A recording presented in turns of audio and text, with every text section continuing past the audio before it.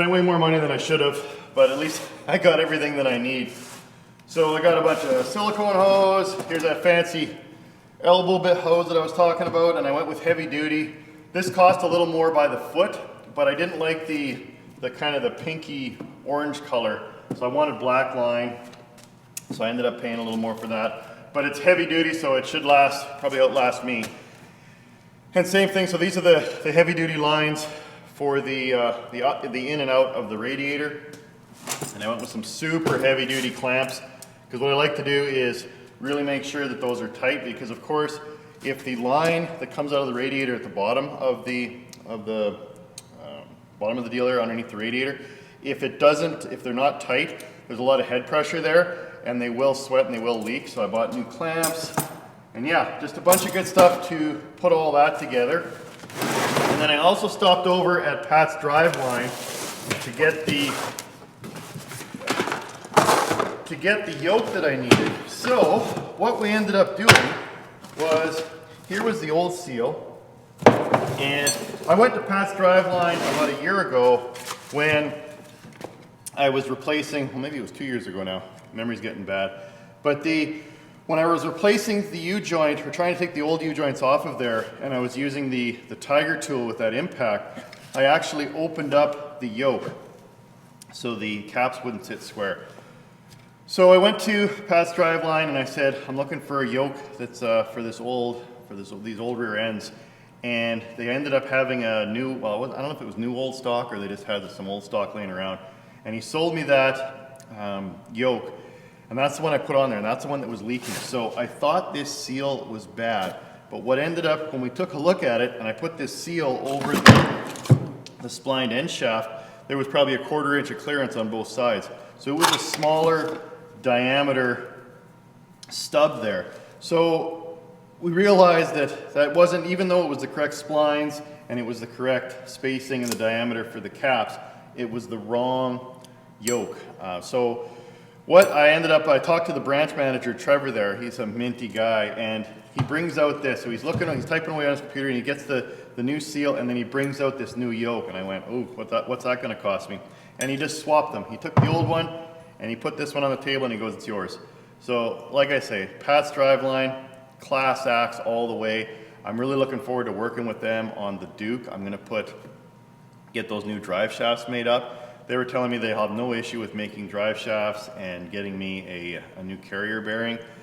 He said they make drive shafts out of aluminum, steel, even carbon fiber now for race engines, or race cars. So I'll definitely be going back to Pat's Driveline. So I really appreciate them getting me this new yoke and a new SKF seal, which is the right diameter. Well, that's a little different design.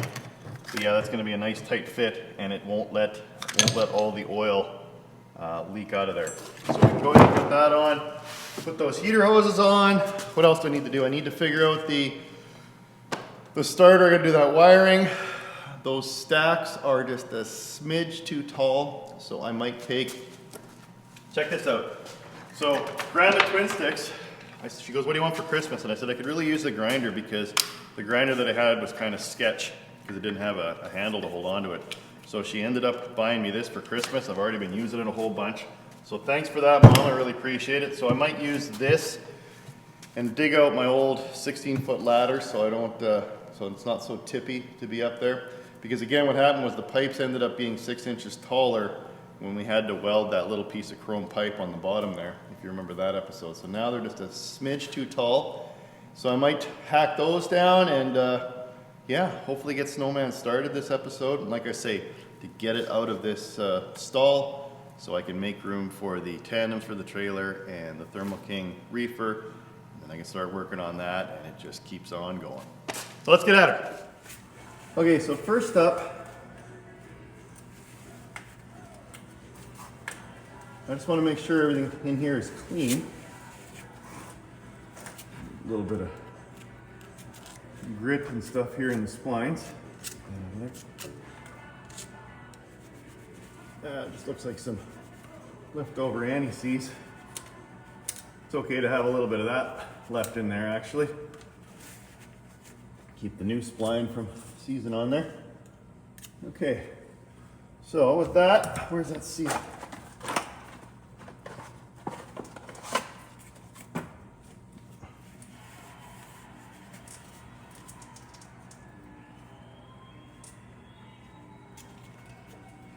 See if I can get it started.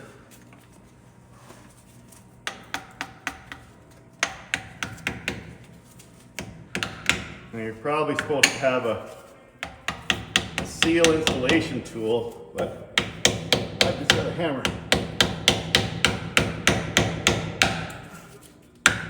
There it goes.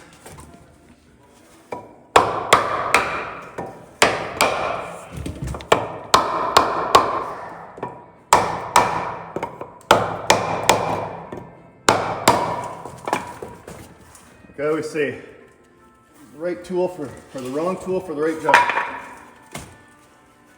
Okay, now where's my yoke? Way up there.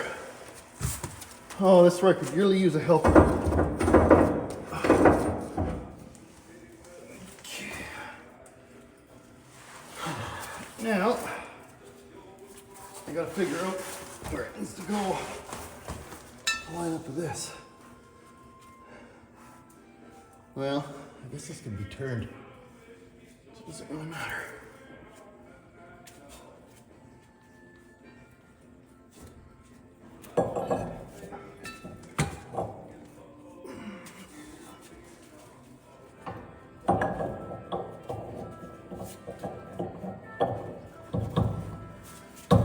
As I seem to recall, one of these was at the bottom.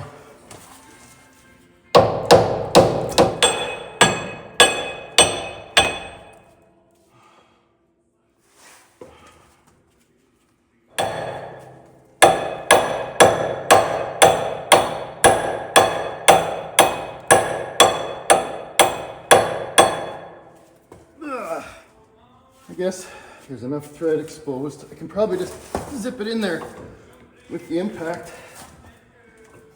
Okay, so I actually picked up a new nut from past Driveline as well. So here was the old one. Now, I believe you can, well, you're not supposed to reuse this, but a lot of guys, what they'll do is they'll just put a bunch of Loctite in there and then zap it in. But you really don't want this backing out while you're going down the highway. So make for a bad day. So for whatever this cost, I don't think it was that expensive. It's probably good to pick up a new one. Now, the reason is, if you can see, I don't know if I can make it, you can see it, but there's the threads. They kind of collapse the threads a little bit inside there at these 3 points. So what that's going to do is those threads are going to want to grab and retain that in there. I think it's probably still a good idea to put a little bit of Loctite in there. So we'll still put a little bit of Loctite in and then put that on. Now, from a torque spec, I've done a lot of reading, and I think 450 is a good rule of thumb. I think some of them say 400 foot-pounds, some of them say 600. So somewhere in that range. A lot of guys will just say, just go as hard as a 3/4 impact will take you, and then a couple more ugga-duggas for good measure. But what I'm gonna do is I can set my Milwaukee impact to number 4 here. 1, 2, 3, 4, and I think that equates to about 400 foot-pounds. And then I'll just check it with a torque wrench just to make sure it is in that neighborhood. So yeah, grab some Loctite and throw that on there, and then we'll tighten that up. And then as that tightens, it'll bring the yoke in to the depth that it's supposed to be at. Now the rule with Loctite is you don't have to overdo it. Just get some in there on the threads, and when it dries, it'll do its job. Okay.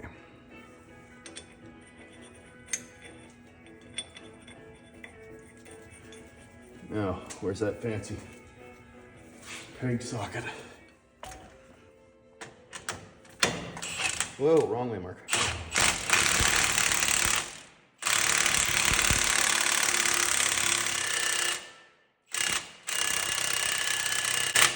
Okay, like I say, a couple of ugga-duggas for good measure.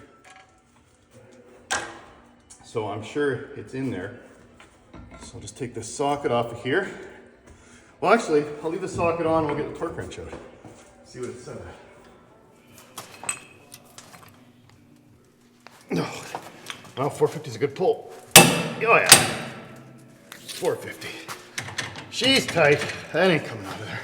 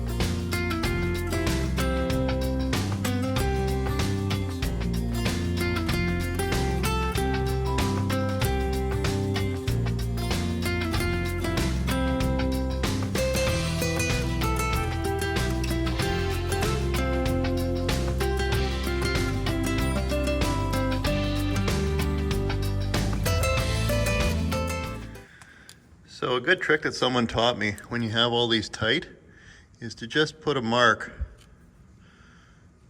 either go one way or the other with them. And that way, when you're down here doing your greasing and you're checking everything, you can quickly see if these guys are backing out, and same with the nut here. So try to do it through the camera. So something like that.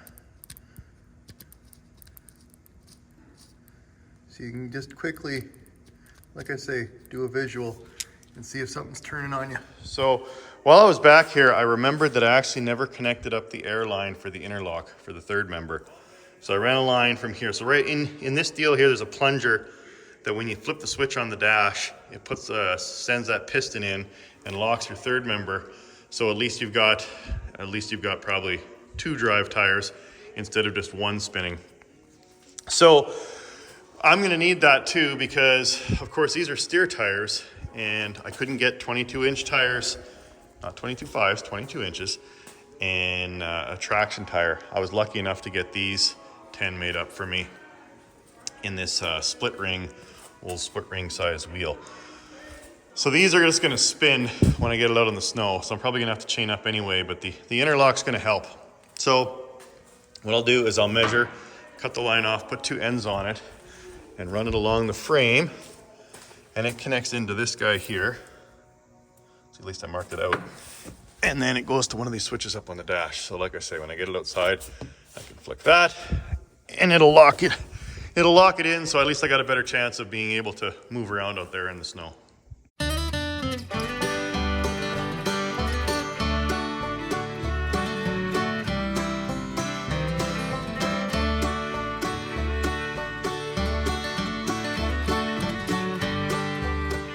Okay, so now I'm just hooking up the air line. Being careful not to touch the batteries, of course. And now I'll put some air in through the anti-smoke valve. No, that must be the other switch. Oh, there we go. Sounds like it's working. Sweet. Okay, on to the next thing. So when I put this, I don't know what it's called, a stop valve or a trailer brake valve. Basically, if you lose your trailer, if the lines get sliced, then, or something breaks off, it won't drain all the air out of your cab. So it's kind of a cab protection valve. So when I put this on there, I didn't have the right adapter to adapt up the trailer feed line. So that wasn't hooked up. So I figured now is probably a good time to do that. And then since there's air in the system, I can actually verify that when I push the red button in on the dash, oh, there we go, that we get air coming out of the red supply there.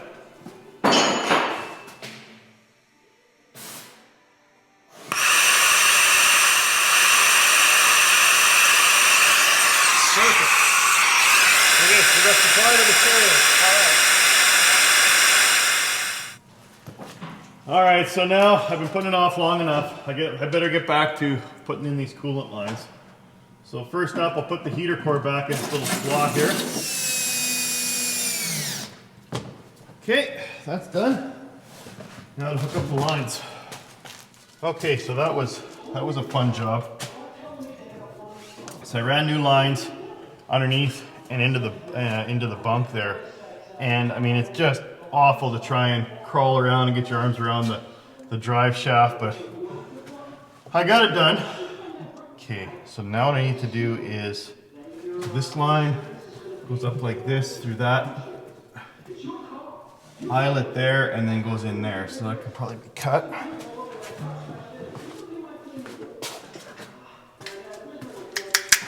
Hello, anybody home?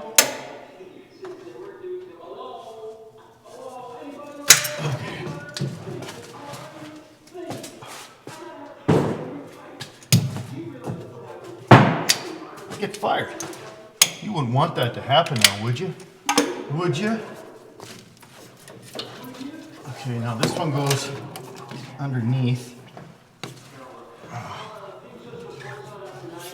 And then up to this port here.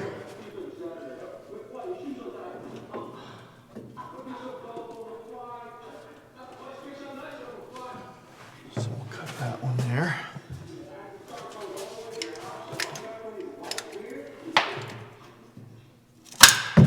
Okay. Now, when I was at Greenline, I was asking them, there was on the original line, there was this insulation stuff that's just all become brittle and fallen apart. There wasn't actually much left of it. But it was actually around the line, the original heater hose line. And what I'm thinking this is some sort of high temperature deal, insulation, to try and avoid the hot exhaust, both the exhaust pipe and the exhaust manifold, from melting through the heater hose line. So I asked the guys at Greenline, I go, do you got anything like this? And they said, no, we don't, but we do have a different product that is for high temperature. It's a wrap. Now, I don't know what's in there, some kind of fiberglass deal, but he says it's super high tension or high temperature resistant. So I'm just going to cut off, I don't know, 4 or 5 feet of it, and I'm going to have to snake this over the line. But hopefully that does protect it from getting cooked. I guess we'll see.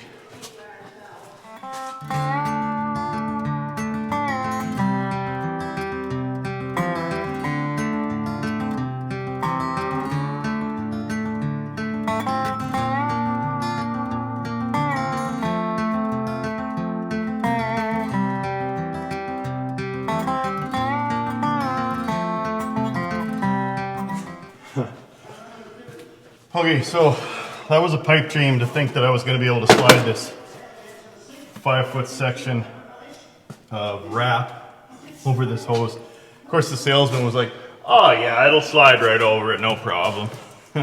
Yeah, no. So what I ended up doing was just cutting into it and then cutting a line down it. And then I'm just zip tying it closed. And of course, I'll just have it turned so the split will be away from the heat. So it should still work as a wrap, but yeah, I didn't see any other way of making this work.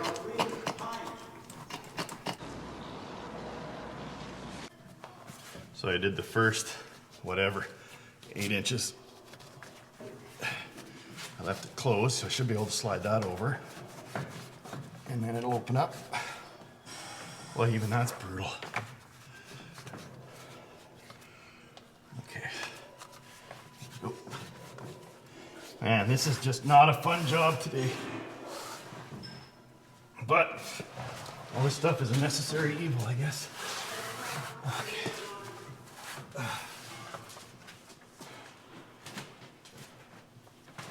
There's something like that.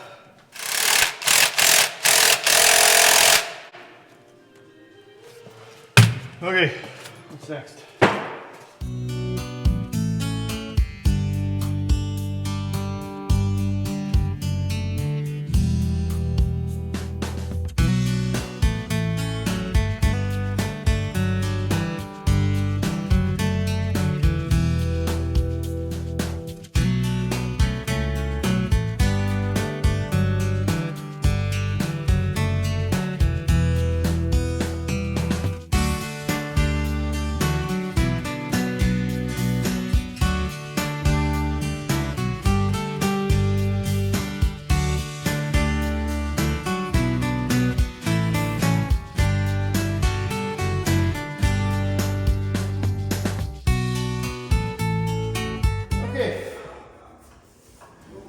Got all the lines on there.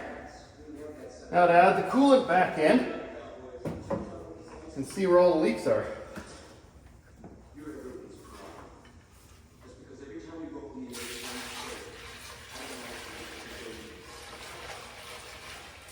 All right, doesn't appear to be any leaks down low.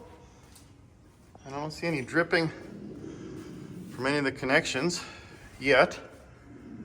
But I probably need to start it up and run it to really tell if something's gonna leak, because there's probably still air in the system. So I guess next up on the list here would be to upgrade this Mickey Mouse wiring here. So I guess what I'll do is just take them off one at a time and then bring them over to my workbench here, where, like I say, I got some bigger ends to go with the bigger cable. So this was just, what is this, 1 gauge power fist. So we'll make some new wires and then put those on there. And then I also picked up another intermittent relay, 12 volt, because this is, what I had on there was a 12 or a 24 volt. And I believe the reason that it didn't work. So I ran keyed power down to the contacts here, to the one side and then ground on the other. And it wouldn't get it to go a couple episodes ago. So I think the problem is that these terminals here are looking for 24 volts and they're only getting 12. Now, of course, it's going to be 24 volts going down to the starter, but I don't think across the, because what happens is when this gets powered up, it just makes this connection here and then power flows through. So even though this is a 12 volt relay, I don't believe that it's going to care that 24 volts is flowing through there, but it only needs 12 to trigger it. So I think that should work, where I can use the ether button as a start button, because as soon as I push that, like I say, it'll put 12 to that. So I'll swap this out. Hopefully that works. Worst case, I got the 24 volt relay there, and I can run 24 volts off this terminal up to a 24 volt push button that I got. That's going to be my backup plan, but I'm pretty sure this is going to work. So I'll go ahead and stop talking and start working and build these wires, swap that relay, and hopefully with a push of a button, this old Cummins is going to come to life.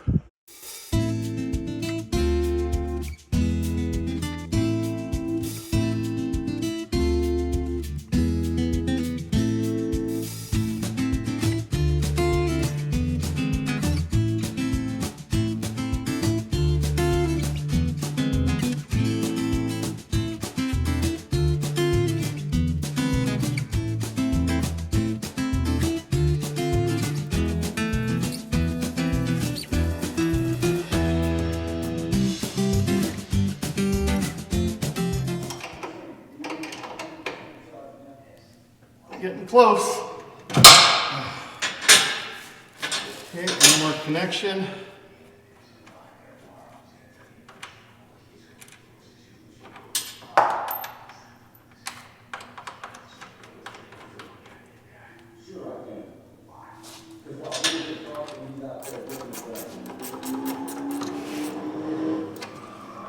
Okay, and now we'll turn the switches on.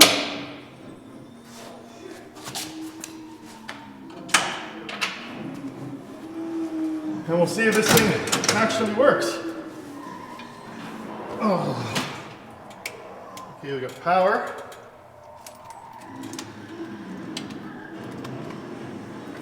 Okay.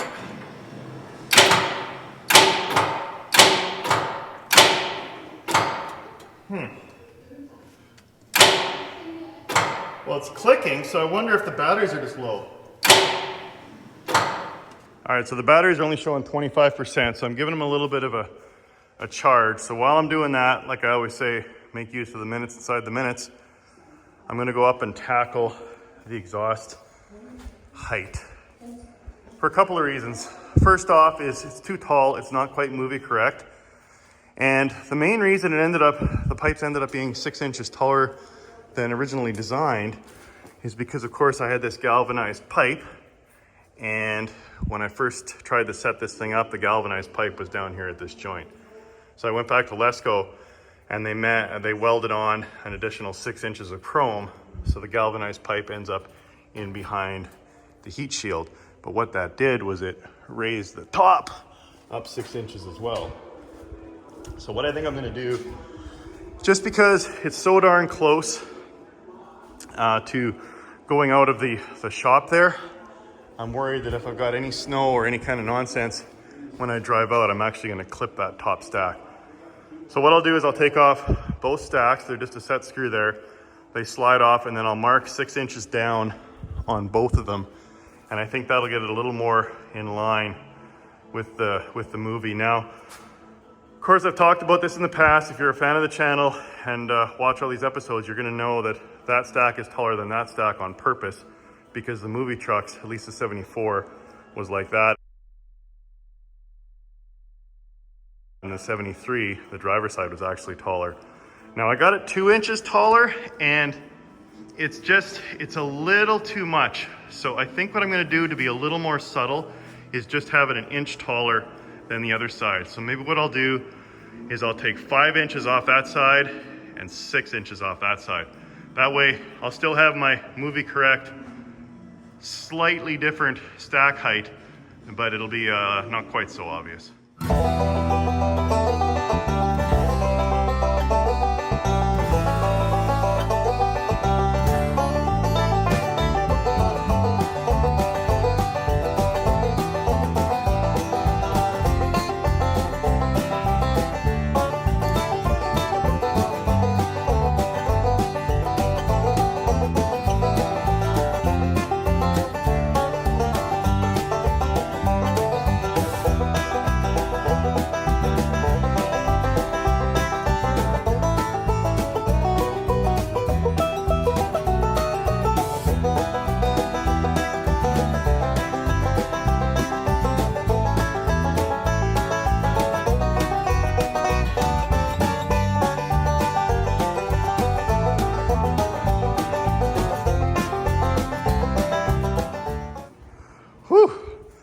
I'm glad that's over with.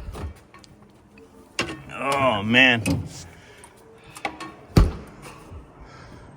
There was probably a few things wrong with that setup, but at least I had the ladder tied off, so I wasn't gonna fall, was I? Shake hands with danger. Yeah, that's looking a lot. Hang on.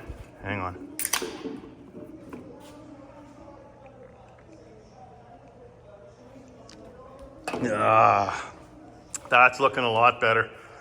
So the reason I wanted to cut them down is I was taking a look at that scene where Snowman pulls up to the beer store in Texarkana, or actually Jonesboro, Atlanta. But anyway, and I actually printed it out, and then what I did was I measured the height of the heat shield, and then I put it up above, and it's almost identical height.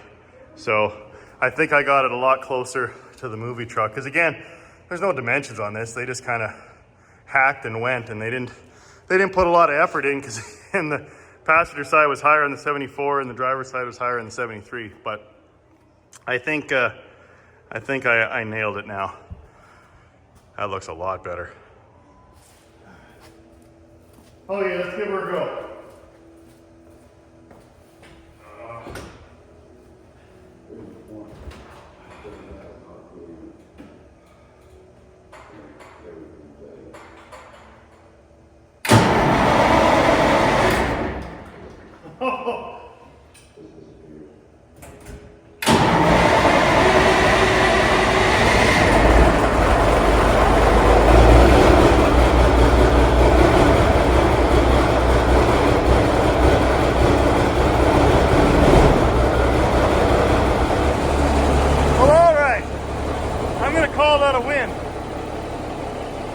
I got all the coolant lines changed.